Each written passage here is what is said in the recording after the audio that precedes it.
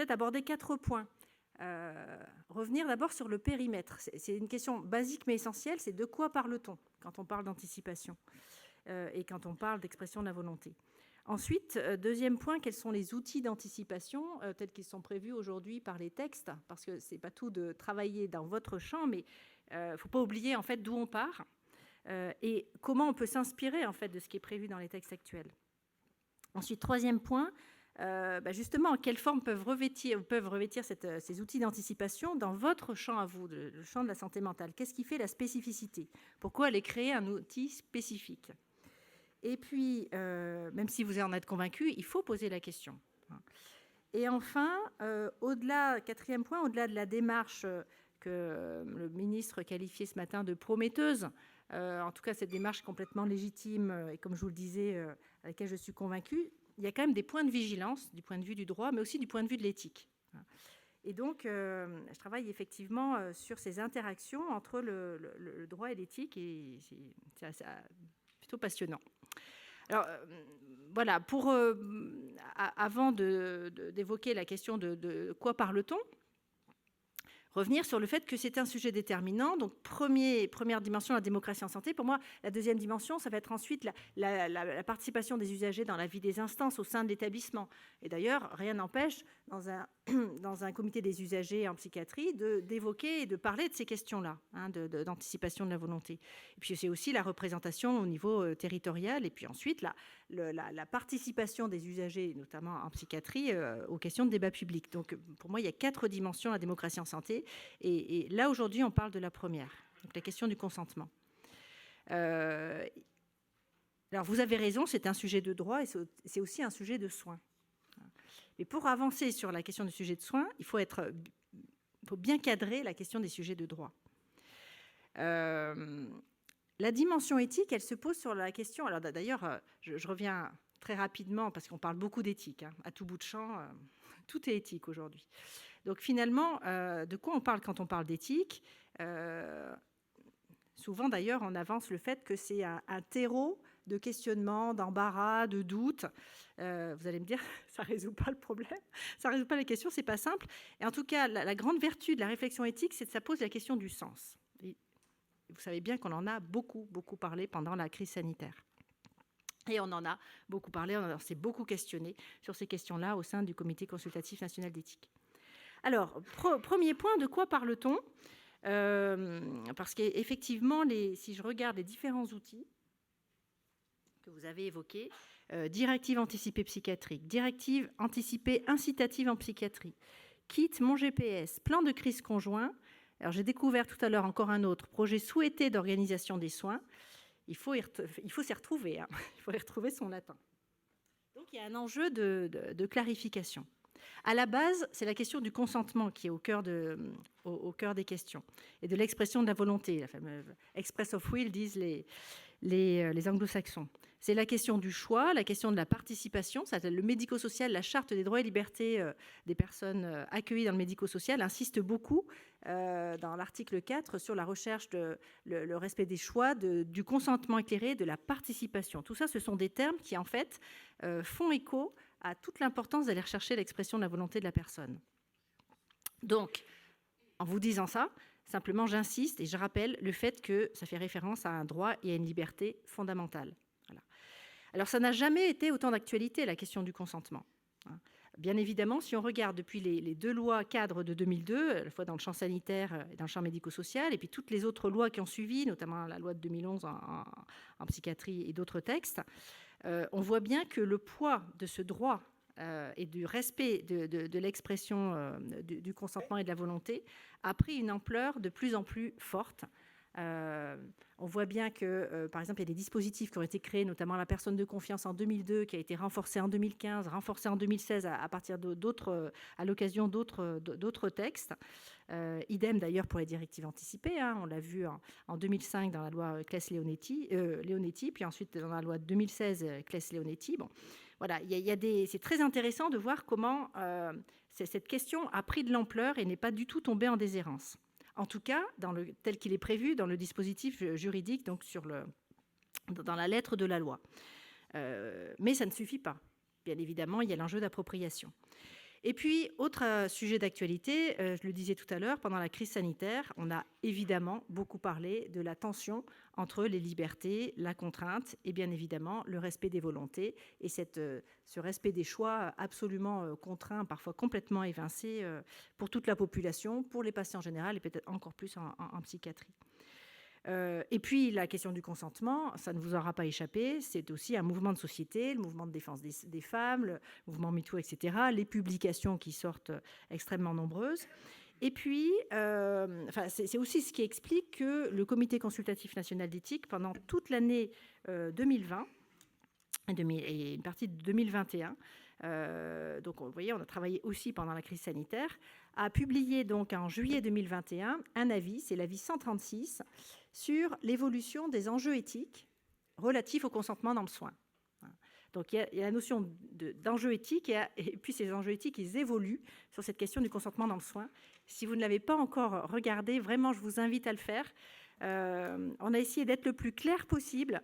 On a procédé à de très nombreuses auditions. On a évoqué cette question de la psychiatrie, sans doute pas assez, mais on y a évidemment évoqué. Et comme j'en parlais avec Aurélie tout à l'heure, il y a un groupe de travail qui fait actuellement au CCNE qui a été lancé sur la santé mentale. Donc, je vais les mettre en lien avec ces questions et avec vous pour que les choses avancent sur ces questions-là.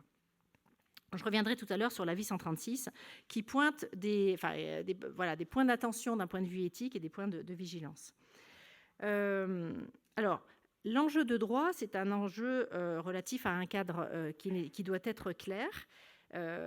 Et quand je parlais de droits et libertés fondamentales, et c'est sans doute là en tout cas ce qui m'a fait réagir, mais je vous en reparlerai, mais sur les outils que j'ai eus sous les yeux, c'est qu'il ne faut pas oublier en fait toujours de partir du principe et ensuite d'évoquer l'exception, et non l'inverse. Voilà. Et j'ai pu lire dans certains documents qu'on mettait en avant l'exception avant de parler du principe. Donc ça, c'est revenir à la base et aux principes fondamentaux. Ne jamais perdre, en d'autres termes, le fil rouge. Le principe, c'est quoi ?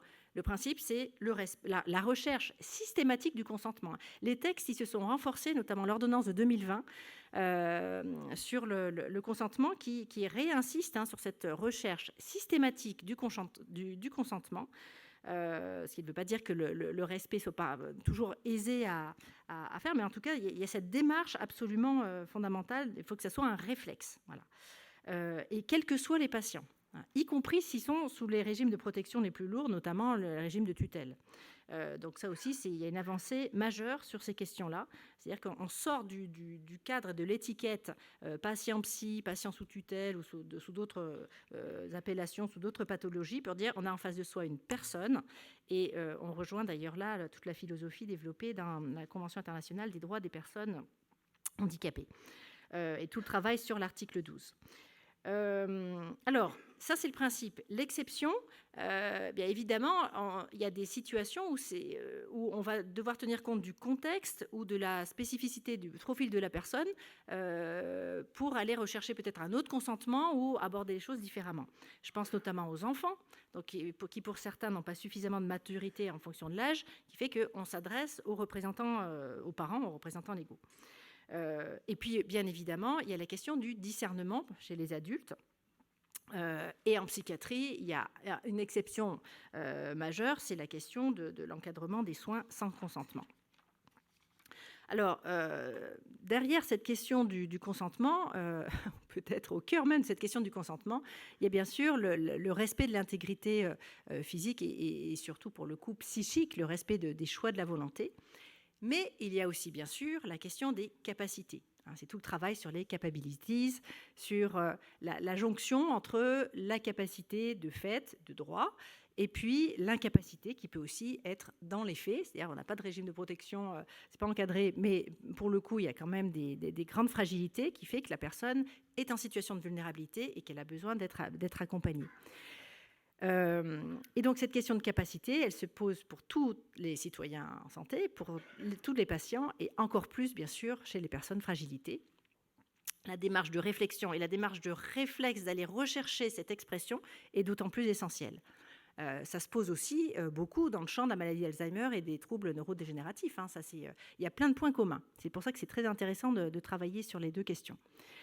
En fait, le fil rouge dont je parlais tout à l'heure, c'est de rechercher, quelle que soit la situation, ne serait-ce qu'une once d'autonomie, même si c'est partiel, même si c'est plus durable, même si c'est intermittent, mais d'avoir cette démarche-là. Et je pense qu'effectivement, en ayant travaillé tous ces outils, vous êtes dans cette démarche d'aller rechercher, d'aller permettre à la personne d'exprimer ses choix. Alors, sur cette question de la santé mentale, j'utilise assez souvent l'image de l'inverse de la politique de la chaise vide. C'est-à-dire que je prône une théorie de la chaise occupée, entre guillemets. C'est quoi la théorie de la chaise occupée? C'est-à-dire qu'il faut forcément que d'une façon ou d'une autre, la personne, enfin sur la chaise, ça représente l'expression de la personne, soit c'est la personne elle-même, soit c'est la personne qui n'est plus en état mais qui a pu s'exprimer à l'avance, donc ça on a un outil, directive anticipée ou autre outil, ou alors on a une personne qui la représente. Mais en tout cas, il faut que cette chaise soit occupée. Ça c'est absolument fondamental. Donc le lien avec ce droit et cette liberté fondamentale, il faut toujours directement ou indirectement avoir une personne ou un outil pour préserver, respecter au mieux et dans la mesure du possible. Alors ça, c'est ce petit bout de phrase, il est déterminant parce qu'il n'y a pas une obligation de résultat. L'obligation de résultat, elle est dans la démarche d'aller rechercher systématiquement, mais parfois c'est compliqué de respecter surtout en situation de crise. Toutes les volontés, tous les desiderata. Mais en tout cas, dans la mesure du possible, peut-être qu'on pourrait préciser le mieux possible, en tout cas toucher au plus près de ce qui a été souhaité par la personne. Donc, c'est une vraie problématique de savoir comment s'assurer que notre volonté, votre volonté, à tous, la volonté du patient, parce qu'on parle du patient, mais on est tous concernés, soit respectés, même si nous ne sommes plus, même si vous n'êtes plus un jour, même s'ils ne sont plus aujourd'hui ou demain en capacité de s'exprimer.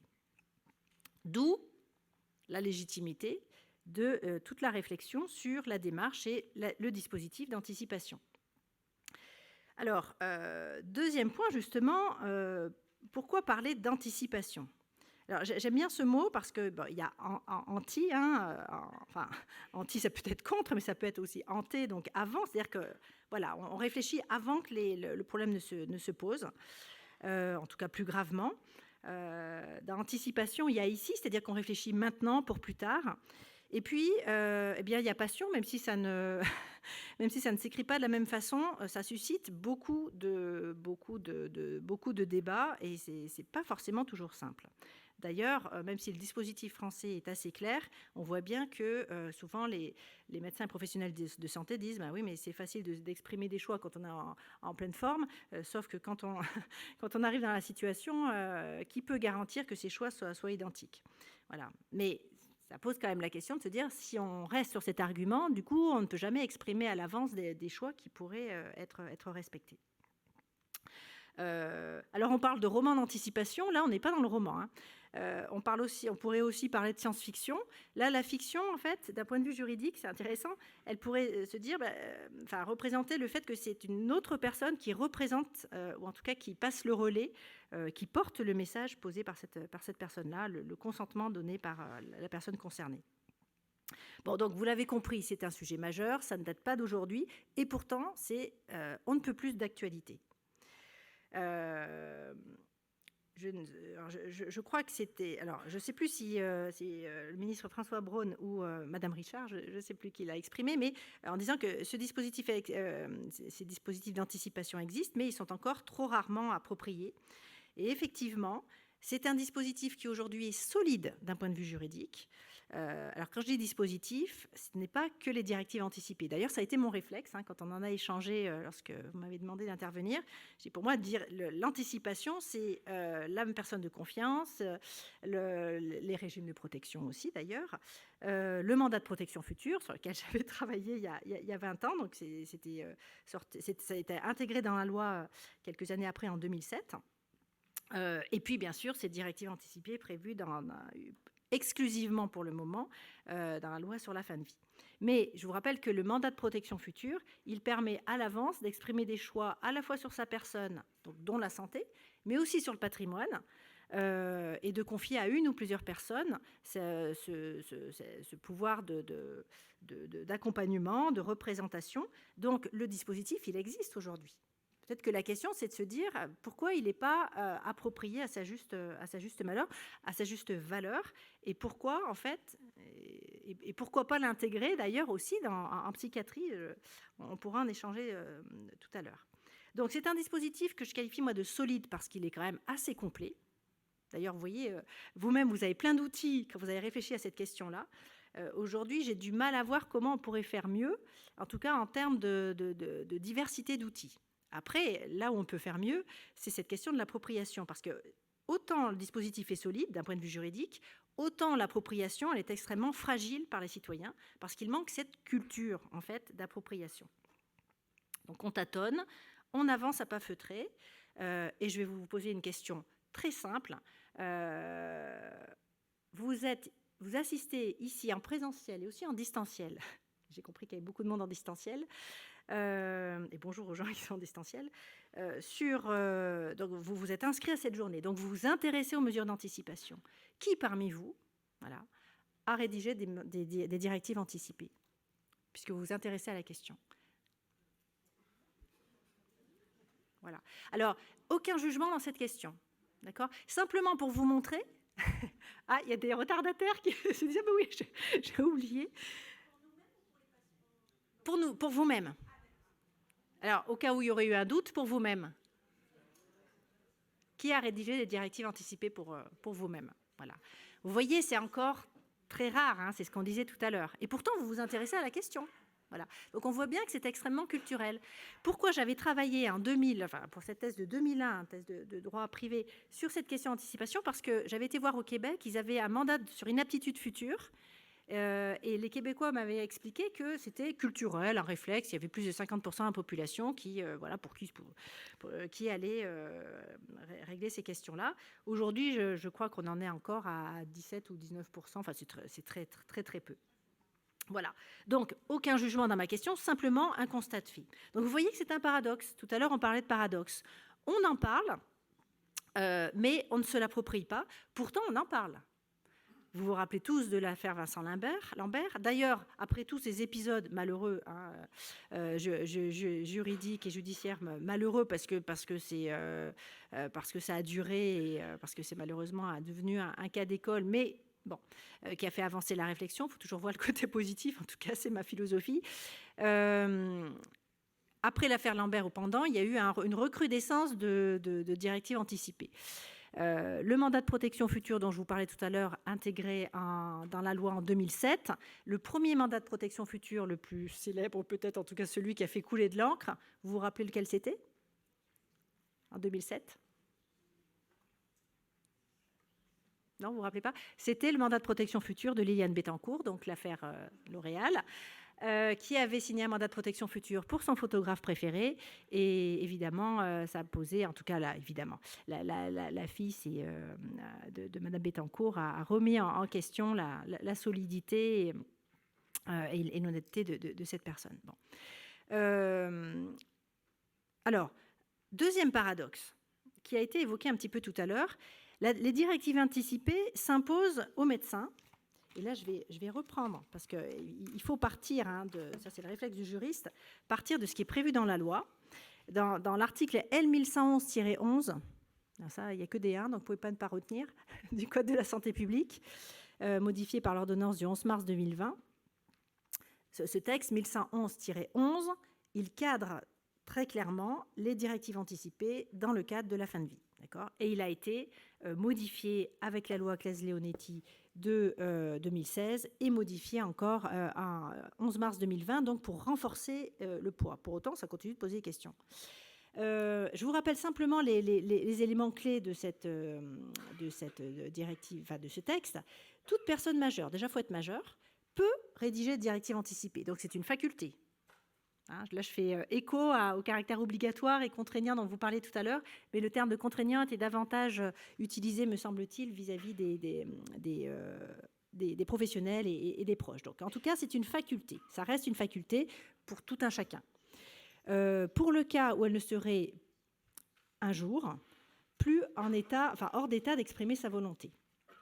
Ces directives anticipées expriment la volonté de la personne. Alors, puisque là, on est sur la fin de vie, c'est relatif à sa fin de vie, mais quand je vous lis le texte, réfléchissez à la transposition dans votre champ, le champ de la psychiatrie. En ce qui concerne les conditions de la poursuite, de la limitation, de l'arrêt, du refus de traitement et ou d'actes médicaux. Donc, c'est une faculté. À tout moment et à tout moyen, par tout moyen, elles sont révisables et révocables. Ça, c'est important aussi. Dans le rapport de confiance, on en a parlé de la confiance ce matin, de bien dire, vous pouvez exprimer des choix, là je me transpose en psychiatrie, mais vous avez le droit de changer d'avis. Voilà. Alors, dans le cadre de la fin de vie, il y a un modèle qui a été proposé par l'HAS, on le retrouve aussi sur... On le retrouve voilà, très, très facilement. Donc, un modèle qui n'est pas... on n'est pas obligé de le suivre, mais en tout cas, c'est un guide. Donc, on retrouve le même réflexe avec vos exemples de modèles que vous avez travaillés, notamment dans le GPS et puis autres modèles de directives anticipées en psychiatrie. Alors, ce qui est intéressant sur la contrainte, c'est l'impact. Les directives anticipées s'imposent aux médecins pour toute décision d'investigation, d'intervention, de traitement, sauf, donc il y a le principe, vous voyez, on remet dans l'ordre. Le principe, c'est qu'elle s'impose. Voilà. L'exception, et c'est vrai que le texte a prévu une marge d'exception, une marge de possibilité de ne pas respecter l'expression de la volonté. Là, on pourrait se dire, on se tire une balle dans le pied, puisque le but, c'est de créer un outil pour avancer et pour faire respecter ces questions-là. Alors, on pourrait dire que le poids est quand même beaucoup plus conséquent qu'avant. Voilà. Et que les garanties qui sont prévues pour cette exception, pour encadrer cette exception, font que, on espère, en tout cas en théorie, et ça n'enlève pas effectivement, mais il faut aussi faire confiance aux équipes de professionnels de santé, dont beaucoup d'entre vous sont ici aujourd'hui, pour les respecter. Donc, sauf en cas d'urgence vitale, pendant le temps nécessaire à une évaluation complète de la situation, et lorsque les directives anticipées apparaissent manifestement inappropriées ou non conformes à la situation médicale. C'est ce bout de phrase-là qui a posé tout récemment question, qui a fait l'objet, à la demande du Conseil d'État, d'une QPC, une question prioritaire de constitutionnalité, posée au Conseil constitutionnel, qui a répondu le 10, donc c'est tout récent. Et la question, c'était finalement de dire, lorsque ce bout de phrase-là, de cette exception de manifestement inappropriée ou non conforme à la situation médicale, l'argument avancé par les associations, c'était de dire, finalement, c'est contraire au respect de la dignité des personnes et c'est non conforme à la Constitution, à la liberté de consentir et d'exprimer des choix. Et la réponse qui a été faite, c'est de dire, ce n'est pas contraire à la Constitution, c'est respectueux de la dignité parce qu'il existe des garanties et un droit de recours. Voilà. En fait, les juges, ils se sont basés là-dessus en disant, on maintient cette possibilité pour les médecins de déroger, mais on rappelle qu'il y a des garanties très fermes, notamment la question de la collégialité, et donc là, il y a un enjeu de garantir ces conditions. Et d'ailleurs, il y a tout un paragraphe sur la décision de refus d'application des directives anticipées, et si je prends le temps de vous le lire, ça veut dire qu'il faut que vous ayez cette réflexion dans le champ de la psychiatrie. C'est pour ça que j'insiste beaucoup sur le cadre précis du droit. La décision de refus d'application, jugée par un médecin manifestement inappropriée ou non conforme, est prise à l'issue d'une procédure collégiale définie par voie réglementaire, est inscrite au dossier médical, donc il faut une traçabilité, il faut plusieurs professionnels. Elle est portée à la connaissance de la personne de confiance, désignée par le patient, ou à défaut de la famille et des proches. Et cette phrase, elle est importante, c'est d'ailleurs là-dessus que le Conseil constitutionnel s'est appuyé, parce qu'il a dit qu'à partir du moment où elle est portée à la connaissance, il y a un droit de recours. Voilà. À partir du moment où il y a un droit de recours, ça reste conforme à la Constitution. Alors, il y a aussi dans ce texte, on appuie beaucoup sur le rôle d'information. Le médecin traitant, ça c'est vraiment très très important, et d'ailleurs la loi de 2015 d'adaptation de la société au vieillissement a renforcé cela. Le médecin traitant informe ses patients de la possibilité des conditions de rédaction des directives anticipées. Il y a un enjeu très fort d'accompagnement, et d'ailleurs je l'ai trouvé dans les documents rédigés, notamment je crois le kit de GPS et dans d'autres, sur ce rôle en fait d'information sur voilà ce qui existe, vous n'êtes pas obligé de le faire, mais voilà quel est votre intérêt de le faire, etc. Et là, on cite dans le texte le médecin traitant, mais moi j'aurais envie de dire pas que le médecin traitant. D'ailleurs, les médecins traitants disent oui, mais nous on doit beaucoup, on nous met beaucoup de choses sur le dos. Or, il y a tous les autres professionnels de santé, et je pense qu'effectivement, c'est une collaboration de chacun sur cette information pour accompagner l'anticipation. Mais vous voyez que ça vaut quelque part pour tous les citoyens. Voilà, c'est ce que je viens de vous dire sur cet accompagnement. Et il y a une dernière précision importante qui va vous toucher forcément dans le champ de la psychiatrie. Il est précisé que lorsqu'une personne, lapsus, hein, donc je corrige immédiatement, c'est pas une mesure, c'est une personne avant la mesure, fait l'objet d'une mesure de protection juridique avec représentation relative à la personne, donc tutelle, ça peut être curatelle renforcée aussi dans certaines situations, ça peut être l'habilitation familiale judiciaire, le mandat de protection future, hein, c'est pas que la tutelle. Elle peut rédiger des directives anticipées. Donc vous voyez, c'est pas parce qu'on est sous ces mesures de protection qu'on a le droit à rien, on peut rédiger. Par contre, il faut que ça soit autorisé par le juge. Et la personne chargée de la mesure de protection ne peut ni l'assister ni la représenter pour éviter les conflits d'intérêts. Voilà. Donc, j'ai pris ce temps de vous rappeler le cadre de la... Quelques minutes. Combien ? Quelques minutes, 2-3 minutes. Pour laisser faire en question. J'ai pris ce temps-là parce que pour vous montrer combien c'est important de bien cadrer en fait la rédaction, l'information, l'accompagnement et les limites également. Alors, troisième point, pourquoi c'est si intéressant de travailler cette question d'anticipation en santé mentale et c'est très intéressant de voir comment la santé mentale, comment vous, professionnels et représentants d'associations, d'ailleurs je ne l'ai pas souligné, mais d'ailleurs c'est bien, je progresse, si on peut dire, combien c'est important que ça soit co-construit avec les usagers. Aujourd'hui, on ne devrait même plus avoir besoin de le souligner, tellement ça devrait être évident. Et si je ne l'ai pas rappelé, c'est parce que, pourtant je l'avais noté, c'est parce que j'ai oublié de le faire en introduction et parce il faut encore le faire. Voilà, systématiquement, il faut le faire. Et systématiquement, d'ailleurs, c'est devenu quand même, ça s'est propagé, mais quand on organise des colloques ou quand on écrit, quand on fait des projets de recherche, c'est devenu quand même de plus en plus fréquent d'associer les représentants d'usagers. Mais pas toujours. Et on le voit là aussi dans les dispositifs et dans la mise en place de réflexions menées par les politiques. Ce n'est pas toujours encore un réflexe, donc il faut le rappeler. Alors, je ne sais pas si vous vous rappelez d'Adolphe Thiers, alors je ne l'ai pas connu, hein, vous non plus sans doute, mais Adolphe Thiers, on lui attribue une expression, il disait « gouverner, c'est prévoir ». Alors, si j'utilise recours à cette expression, c'est que gouverner, ça fait penser à la question de l'autonomie. L'autonomie, c'est la capacité à se gouverner soi-même. Voyez, donc, gouverner, c'est prévoir. Et prévoir, j'ajouterais, c'est anticiper sous réserve de la capacité. Donc, en psychiatrie, bien sûr, il faut insister sur le côté révocable, mais comme partout d'ailleurs.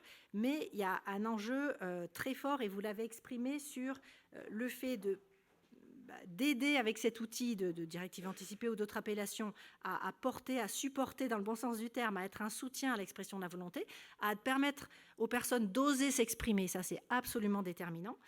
Donc c'est un objectif louable, c'est un objectif légitime qui répond à un besoin, c'est un outil d'accompagnement, de soutien, de prévention. Vous avez raison d'insister, surtout dans ce ministère qui est passionnant, sur l'enjeu de la prévention. Mais effectivement, il faut aussi insister sur cet outil de confiance pour soi, mais aussi pour autrui.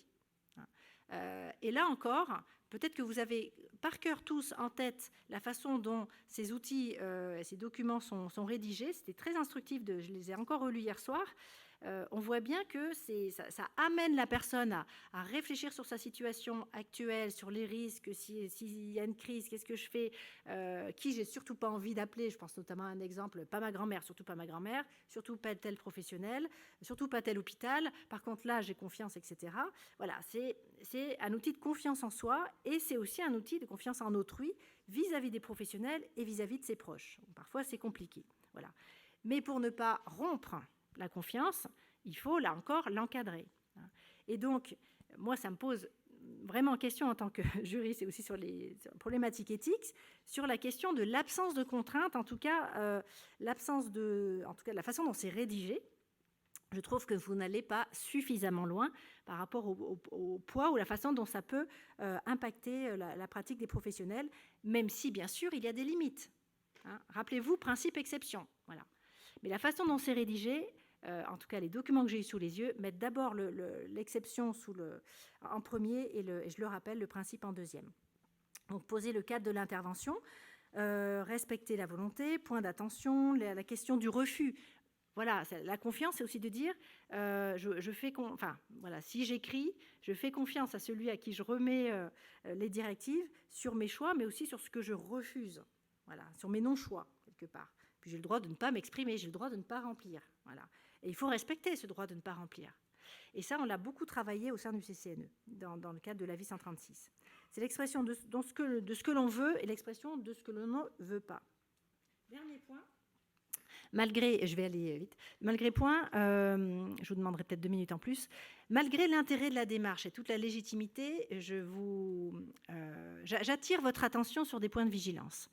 Alors, les enjeux éthiques, c'est l'avis 136 sur lesquels on a travaillé, où on a beaucoup insisté sur l'enjeu autour du consentement, de sortir de la vision binaire du consentement, c'est oui, c'est non, et d'insister sur un processus, d'aller davantage vers un processus d'assentiment, un processus dynamique. Le consentement ou l'expression d'un choix, elle s'exprime en plusieurs étapes, il faut la vérifier, on a le droit de revenir sur son consentement, on a le droit de refuser, et il ne doit pas y avoir d'impact, en tout cas le moindre possible, sur la perception par les professionnels.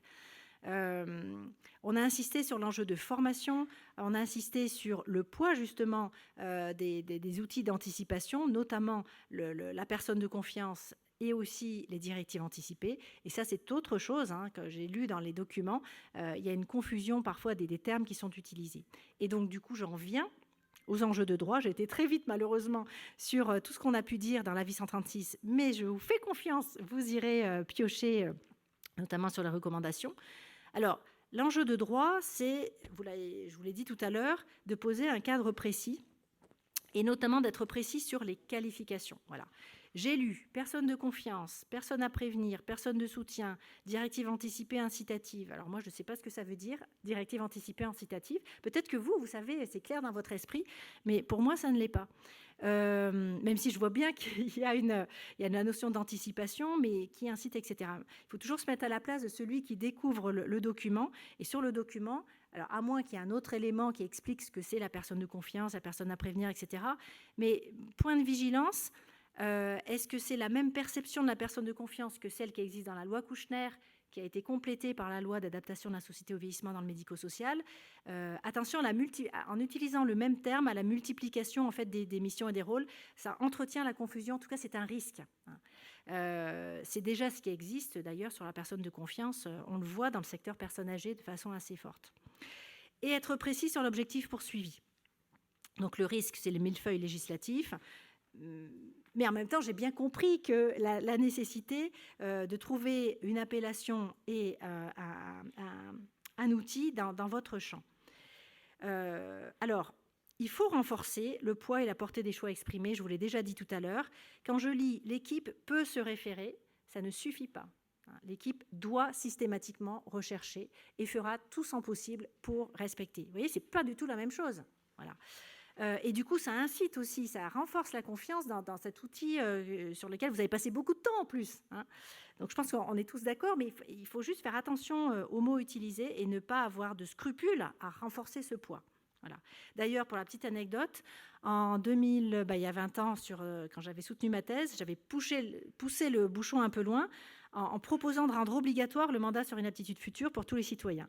C'est-à-dire que j'appelais au principe de responsabilité de chacun en disant c'est se rendre service à soi-même, c'est rendre service à ses proches et à la société. Bon, j'avais fait exprès de pousser le bouchon loin, mais vous voyez qu'on rejoint, il y a 20 ans, on se posait déjà ces questions de contraintes et d'aspects contraignants et d'obligations. Donc, je finis. Outils de confiance, outils d'alliance, outils de respect. J'ai bien aimé le terme que vous avez utilisé, Madame Richard, oser. Il faut garder de la souplesse. Vous l'avez dit ce matin, il faut garder de la souplesse. Par contre, ça veut dire qu'il peut y avoir un modèle ou plusieurs modèles, mais il faut quand même cadrer la façon dont c'est utilisé. J'utiliserai le terme de précaution, de respecter d'être dans une posture de haute fidélité, si je peux m'exprimer ainsi, par rapport au respect des choix exprimés le plus possible, mais d'être aussi très clair sur les limites. Voilà. C'est exactement ce qui se passe pour les débats publics.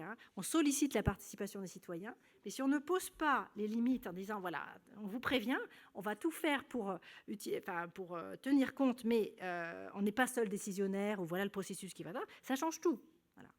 Ça change tout et c'est la même chose dans votre champ. Donc, connaître les limites, pour moi, c'est un élément de confiance. Et je ne peux que vous inviter à réfléchir à ces questions-là au sein de la réflexion éthique et d'impulser cette réflexion éthique au sein de chaque établissement et service, et dont la psychiatrie. Et du coup, puisque c'est d'actualité, puisqu'il est paru hier, je vous invite à aller consulter l'ouvrage sur droit, éthique et dépendance, qui a été travaillé dans le champ des personnes âgées, mais il y a plein de points en commun avec la psy, que j'ai eu le plaisir de co-diriger avec Roger Paul Droit. C'est un livre qui paru au PUF, comme ça vous saurez tout. C'est un livre collectif, c'est pour ça que j'en parle d'autant plus facilement, qui intègre des usagers, qui intègre des professionnels de tout type, et qui, en tout cas, moi j'ai écrit là-dedans sur justement le rapport au droit et de voir comment, en intégrant une réflexion éthique au sein des établissements, on peut entretenir, accroître et mieux connaître le droit et donc mieux respecter le droit des personnes vulnérables. Pardon d'avoir été un peu longue, 2 minutes de plus. Ça a été extrêmement intéressant. On vous remercie vivement pour cet éclairage juridique, pour cet éclairage sur les aspects éthiques. Vraiment extrêmement intéressant. On a quand même le temps de quelques petites questions de la salle. On a beaucoup de questions en ligne aussi. Questions par ici. Oui.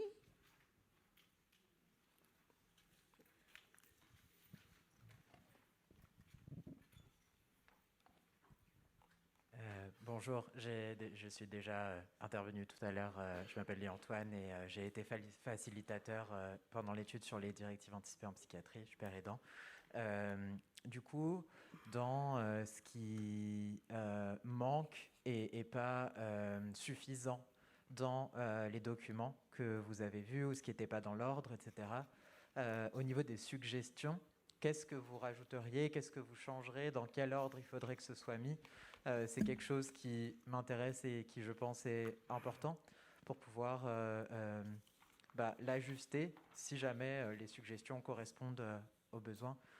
Et incitative, c'était parce que, je pense que vous allez expliquer plus tard aussi, Antoine et compagnie, ou pas forcément? Ok. Et ensuite, il y avait aussi la question par rapport aux enfants. Est-ce qu'il y a des suggestions, des choses que vous avez pu écrire ou réfléchir parce que c'est une difficulté, l'accompagnement des adolescents, tout ça, et le choix qu'ils peuvent faire, parce qu'il y en a qui sont tout à fait capables de choisir ce qui peut être dedans, et que les représentants légaux ne sont pas forcément les personnes avec qui ça se passe le mieux dans la vie. Et la problématique de la tutelle qui finalement est en lien avec ça. Et je crois que c'était les questions que c'est déjà pas mal. Ce sont des questions à tiroir. Donc, tu voulais dire un truc qui ressemble, qui est pas pareil? Est-ce que du coup on passe tout de suite comme vous voulez. Si c'est dans la suite, non, c'est pas dans la suite. Donc vous prendrez la parole après. Alors, ça c'est votre. J'aurais dû ramener l'exemplaire vierge. C'est votre document. Document martyr, le pauvre. Directive anticipée, incitative en psychiatrie. Vous voyez, j'ai gribouillé partout. Donc, on ne va pas résoudre ça en 5 minutes, mais simplement pour vous dire que chacun a ses... Ben voilà, c'est normal, hein, chacun a ses visions, chacun a ses compétences et ses points d'attention.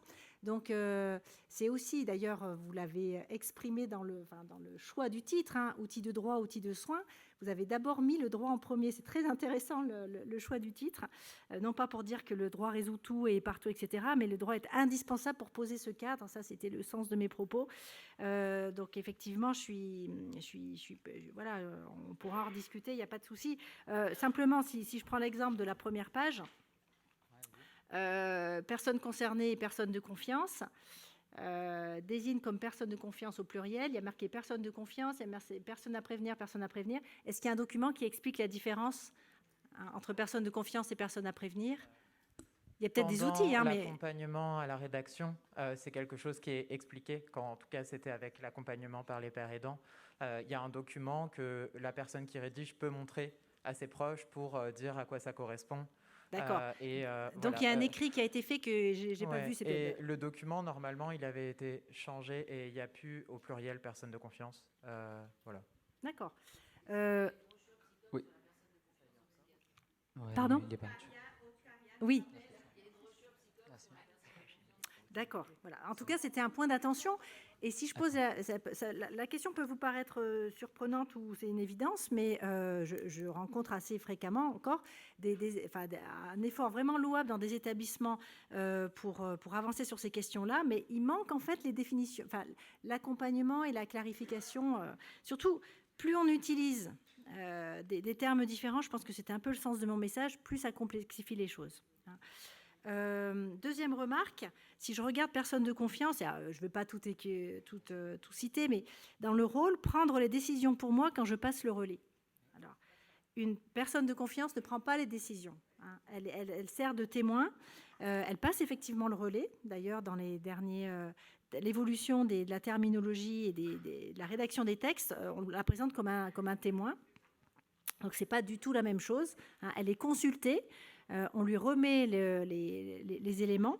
Ce n'est pas du tout la même chose que décider à la place de quelqu'un. Et je suppose que c'est très important pour les patients de le savoir. Mais là encore, c'est peut-être évident dans votre esprit quand vous avez rédigé, sauf que, vous voyez, juste un mot, ça peut changer le sens des choses et la perception. Voilà. Voilà, après, ça pose la question de personne à prévenir. Est-ce que c'est forcément un professionnel? Est-ce que c'est une autre personne? Et puis, la notion d'incitatif, moi, ça me questionne.